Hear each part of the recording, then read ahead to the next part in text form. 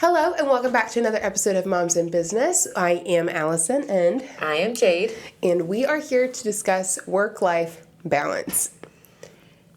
Or the lack thereof.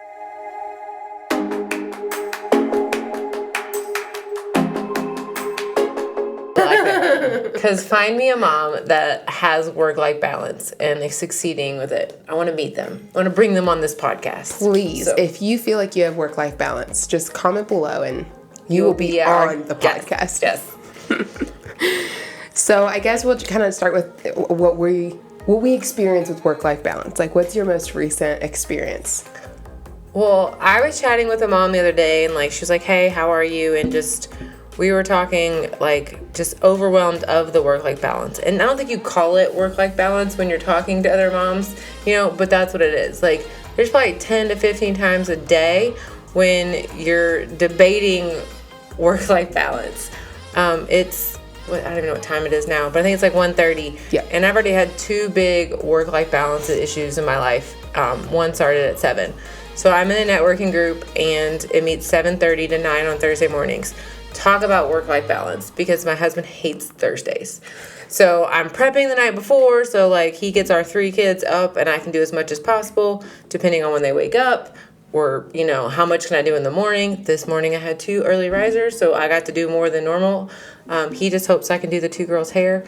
So anyway, that's a work-life balance. So that's number 1. Then I get to the meeting, and they're like, "Hey, we're having happy hour next Tuesday or Monday." And I'm like, "Oh, happy hour starts at 5. I'm like, "Can we start drinking at 3? Because that would really help have a drink at happy hour, Then go home with my kids. But prioritizing a 7:30 meeting every week and then throwing in a happy hour. I want a happy hour with these guys. I do. I like them. But is that a need? Can I put that in my priority list? So that was number 2 this morning. Number 3 is we have an event tonight for one of our affiliates, and it's 7 to 11 p.m. So I want to go to this event. I do. Yep, same. It'd be fun. I like these people a lot. But I'm like, oh, that's an ask. I gotta be like, "Hey, honey, can I go to this work event? It's 7 to 11 p.m. Up in Cincinnati, so I gotta travel. Can I? So the compromise one, I hesitate even asking, and he's very good about letting me shoot. That's the problem, guys. I should not be saying letting, but I am the asker. I always ask. And he's being supportive. Yeah, and I don't have to ask. I should be like, "Hey, I have a work event tonight," and he'll be like, "Okay," but I say, "Can I please?" And I stress about it because you care about both sides. You care about how he feels about it, and you want to be sure that maybe he's got something else planned that he hasn't had a chance to ask you. All that goes into it. So I broke down today. I'm like, "Hey, so I have an event tonight I really need to go to." And he's like, "Sure, if we can just get one of our baby down," and that helps him with the older 2. So I'm like, "Great, all right." But does this count as my social box? Because we have a lot of work-life balance people we have to please. So what do we have? We have your work life. Yeah, you have work, spouse, kids. Kid one-on-one time. Yeah, kid one-on-one time. I have all of that, but multiples. Yeah. We have with friends. Yeah. We have kids. Well, the kids with friends, us with friends. The kids with family, us with family. Your girlfriends, your friends with your spouse, your couple friends. Literally. You have so time by many yourself. different. You need to get time with God. You got to go to church. So many boxes. So I'm like, where does this box check off in my time? And what I always think in the back of my head is that God gave us 24 hours in a day for some reason. He felt like that was enough time. So I guess I need some more time. I know. I need my sleep too. Right. I'm not compromising on my sleep. So I gotta compromise elsewhere. Yeah. But I just can't add more time to the day either. I don't know. So yeah, work-life balance. It's 1:30, and I already had 3 pretty big. Should I? Could I? Wanna? But so a part of that is we're all still trying to figure this out. We absolutely are. And it's a daily grind, a daily trying to figure it out, because something will always come up. Yeah, and we were talking about this before. I think my biggest thing with work-life balance is I don't even know if it's cool to say the word FOMO. It's fear of missing out. Totally a thing. Am I an old lady when I say FOMO? Or no, I feel like I say FOMO all the time because I have it bad. Yeah. When I'm with my kids, I feel like I'm missing out on work, I should be working. when I'm working, I should be with my kids.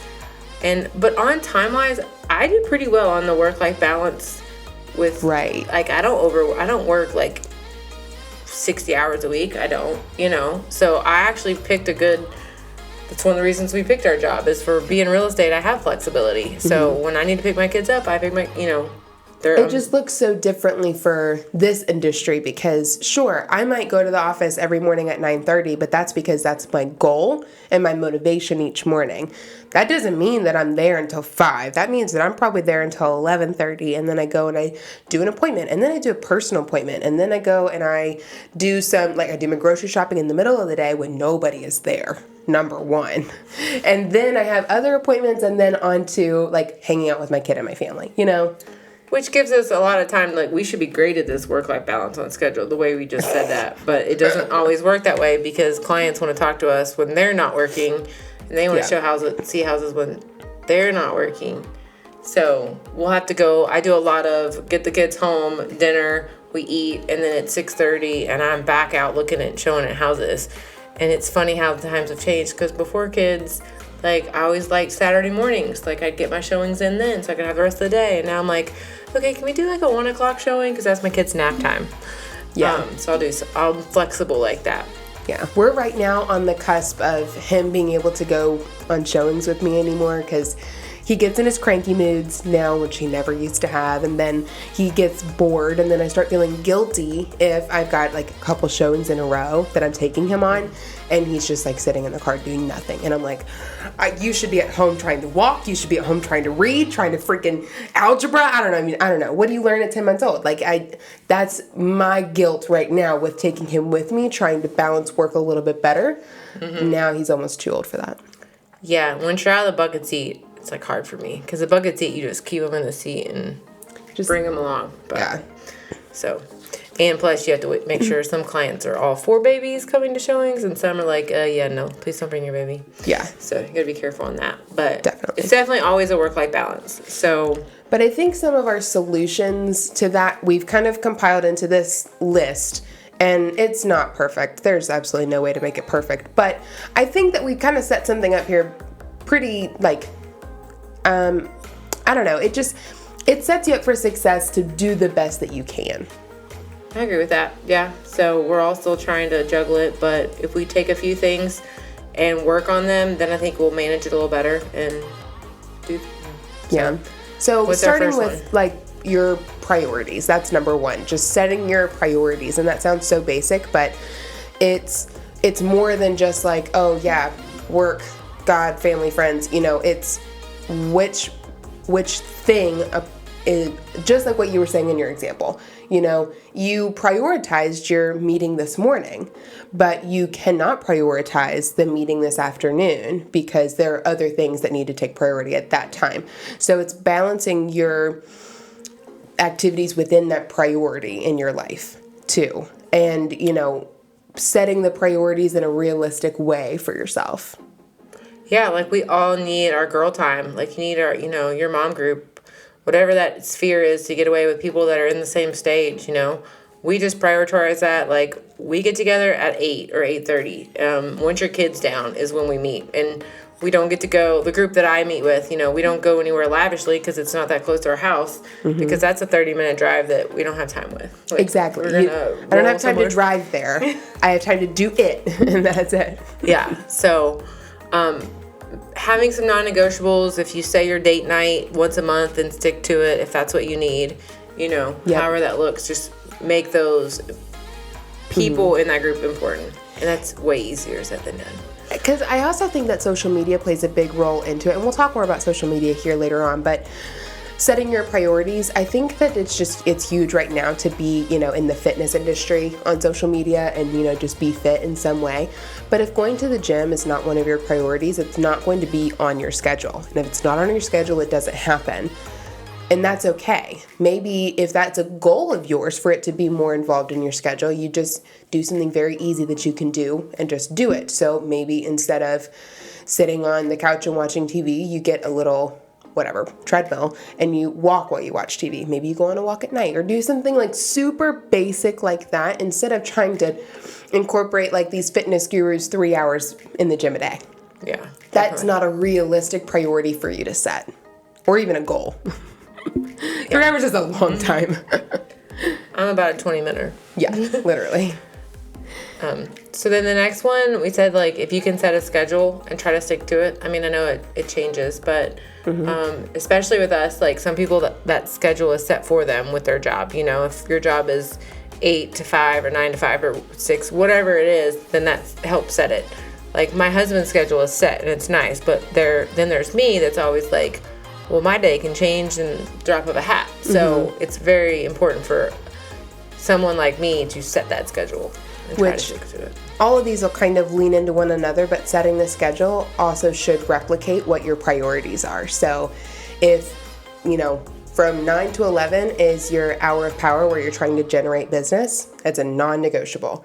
If 11 to 1 is your pedicure time, and that's the only time in the week that you've got to go get a pedicure and you really need one, go get it. Make that a non-negotiable. But then there's going to be other points in your day that are negotiable. When you go to the grocery store, maybe. You know, so setting your schedule to fit those priorities and deciding which priorities to fit into your schedule. Definitely.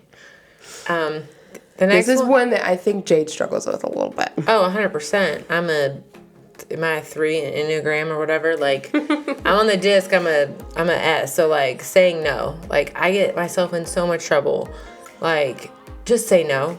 It's okay. Like, is that gonna work for you and your family? Maybe it's something you want to do, but you just know, I can't do that. Just say no. Yes, exactly. Yeah. I have a good experience or, you know, recent experience with this. I was talking to a friend of mine and we were talking about what priorities are in my life.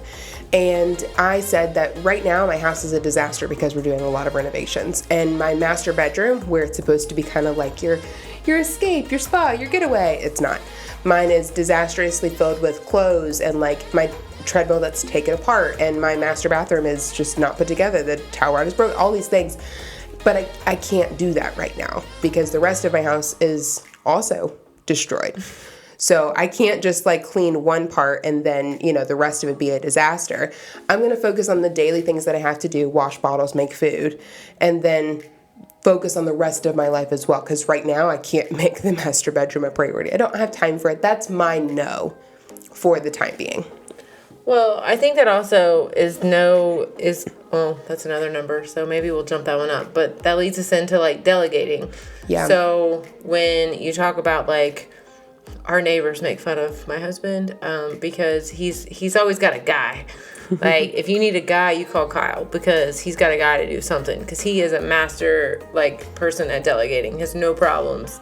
Like, we have a yard guy, you know. We have someone that cleans our house once a month. But that time not doing that is well worth the money spent on it because we could be doing something with our kids. Like, Kyle would 100% be enjoy taking our kids to the park than mowing the yard while trying to keep them occupied. Exactly. So we've chosen that. I know people that pay someone to do their laundry now you can click list your grocery, but I mean, there's people that pay for a lot of things. But when they look at how much they make per hour, then it's well worth to pay someone the $10 to $15 an hour to do this while they make what they make. You know, it makes just so much sense. And there's a balance too where I'm going to pay someone to do that so that I can go make more money. Yeah. Or I'm going to pay someone to do that because my family is a priority today. You know, I've got a family event, things like that. Yeah. But to preface that, not everybody has funds that they can say, I'm just going to pay everybody to do all this, you know.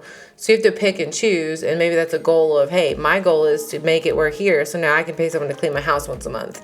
Exactly. You know, work your way to that. Yeah. Maybe the priority is the laundry basket sits there. Or maybe you need to realize that your time is worth more than the money that you're going to be spending. So maybe it's time to kind of reflect and realize, if I was to pay someone to do all that stuff for me, I could make more money. I think definitely if you're in the field of commission-based where you make as much as you put into it. Definitely, bite the bullet sometimes. So set some goals. But that leads right into realizing your worth and knowing when to say no, not just in the, oh, I can't take that on right now, I can't clean my house, I can't do my grass. Knowing when to say no professionally, like you kind of had to do this afternoon. I can't do that. I've signed up here, and I've signed up here and here and here. That's too much. That's you taking up too much of my time, and that's okay. Because you are worth more than just that one priority in your life. You've got 27. So figuring out which ones of those and then figuring out where you're going to put the most of your effort into. Well, and an experience popped into mind. So I just had my 3-year-old's birthday party last week. So she turned 3 on Saturday. And I'm thinking of signing up and saying no. So if you know me, my family, we love birthday parties, okay? Like my kids have brought that back to me that I don't mind kind of getting older because they celebrate and it's so much fun. But I'm also like the wannabe party planner. So Pinterest is my enemy because I see all these things that I want and I sign in my head. I might not even tell anybody, but in my head I'm signing up for these things. I'm signing up for the cookies and the decorations and the themes. And, again, on our list, social media, perception, we see other moms that, oh my gosh, this one mom, she had the best, it literally was out of a magazine. And she's in my neighborhood. I'm like, what the hell you have time to do that? Right. When could you do that? So we did Reagan's party at this place called Jump Zone. And it was a weeknight. I didn't buy a balloon. I bought some plates that day. I did dollar store invitations. My insides burn saying that, because I'm but go you. Yeah, but I was like, you know what? She had a blast. She did, and she would never know the difference. I did not send money, but that's where the work-life balance is. I bought a cake at Sam's Club, which, again, another thing that my standards, it was probably the best cake we've had at a birthday, but it was not the cutest because it was not fondant that kids nasty. But it, but it was really good. But lowering my expectations, I think, too, is on there. I think that was our other podcast that we said that you should do. You should lower your expectations. Yep. But I didn't have the decorations. I didn't have a fancy cake. But I think it was one of my kids' best birthdays because she was there with her friends and they had the most absolute ball. So yeah, everybody had a blast there. Yeah, it was all really good. 28 kids. Oh my gosh, there were so many kids. So many kids. I think it comes down to communicating too, though. That's probably what really kind of wraps it all together. I mean, we could talk end over end about social media, but communicating is one of the biggest things. Communicating when you need to delegate, communicating when you're having big emotions. We have big emotions as adults. Let's be serious here. That's all my week has been. So the communicating when you need the help, when you want advice, anything like that, it's really important to just reflect on yourself and say, did I ask for help today? Do I really want to be helped, or do I just need to vent? Do I really want to make this better, or do I need to reassess my priorities? And I think realizing your person too, because communicating, we talk or we think about our husbands, we are the moms in parenting our kids and it's just in our blood. But we don't ask for help, and they don't know to help. And I get mad because I always say, we're 50, she's 50-50 your parent, But men don't know unless we say, hey, can you do this, or will you do this for us? My kid was putting on her shoes the other day, and I was trying to help her. She's like, no, I got it. And Kyle's like, she's your daughter who doesn't want help, because I don't want to admit I need help. I don't want to ask for it. I internally expect it a little bit. Oh, definitely. Not a little bit, a lot. You're 50-50 the parent. But the male mind, they have their boxes and they have to only think about one thing at a time. And it's what their kind of expectation of us as women are as well. We let everyone know that we can do it ourselves and we don't need the help. And then we're going to turn around and have a little bit of resentment because, yes, of course I needed the help. Why didn't you know that? I didn't need help. It's not help. It's your kid. You're not helping me. We're doing this together. Because I'm not stubborn. So we've all definitely got our things to work on with communicating and, figuring out the best way for ourselves to communicate. But there are a couple of things that we have put in place in our lives that are kind of tools to helping us with the work-life balance. And there's only a couple things. It's really not a lot because it's just so much introspection of yourself. But really just creating a solid calendar and making it as organized as you are. It's not everybody can be color-coded in tabs and whatever, stickers, but if there's a calendar, like I now use my phone calendar and I have one connected between myself and my husband. He gets a ping every single time that I put something on the calendar, whether he checks it again or not, who knows? But that's fine. It was on the calendar. He got pinged the first time. That's our extra form of communication with one another. And then a family calendar on top of that, just so you can kind of, without having to have a whole conversation about it, you let the other person know what's going on. I don't do that. I need to probably do that.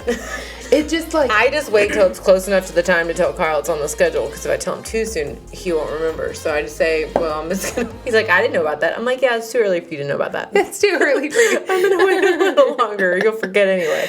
Yeah. So, but I'll make me some notes, or on your calendar. On your calendar, putting in like pedicure every 4 weeks or however often you go, like hair done, whatever, like taking the dog to the groomer. Put all of that on your calendar, because if it's on your calendar, it'll happen. My favorite one that you did that I need to start doing is the 10-minute timer. Like, you can do anything for 10 minutes. So maybe it's work-life balance and you need to clean your house, but it's like, all right, I'm gonna set the the timer for 10 minutes, and then when 10 minutes is up, you're kind of in your groove. So Exactly. you're gonna do more than 10 minutes. Yeah, it's honestly the best tool that I've ever heard of in terms of like productivity. And it kind of goes right along with the time blocking and making sure, because there are some things that are kind of ambiguous on your schedule, like I have to make 10 calls a day to whoever. Well, when am I going to do that? How am I going to do that? Whatever. Giving those things a time block, giving yourself a better time frame. And that can include like project management and stuff like that. So just getting more organized is step number 1, and then going through the other 8 things actually that we kind of talked about in regards to how to figure out creating your own work-life balance. I think another tool is just, social media is great, but don't be looking at someone else's highlight reel and thinking that you should be doing that. Like, if you see someone on a Tuesday and they've got their kid at a pumpkin patch, but you're sitting at work, like, don't let that affect you. You have your time with your kids and your schedule.